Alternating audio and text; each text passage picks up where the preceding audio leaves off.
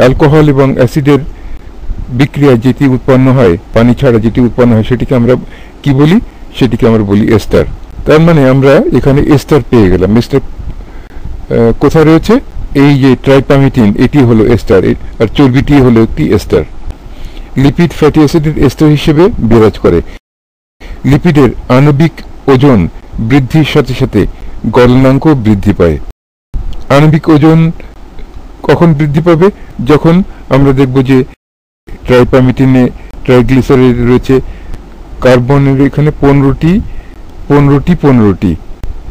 এই 45টি, আর তার সঙ্গে এই কার্বন C15H31, এর আগে একটি কার্বন আর তারও আগে আরেকটি কার্বন, এই প্রত্যেকটিতে দুটি করে আরো 6টি কার্বন, মোট 45 আর 6 51টি কার্বন রয়েছে।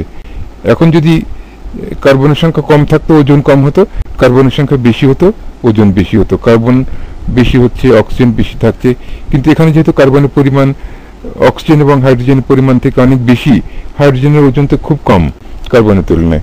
তো সুতরাং এখানে বলা হচ্ছে যে লিপিডের আণবিক ওজন বৃদ্ধির সাথে সাথে বেশি থাকবে, তো আণবিক ওজন বেশি হবে, আর আণবিক ওজন বেশি হবে তো গলনাঙ্ক বেশি হবে, সেটি বলা হলো।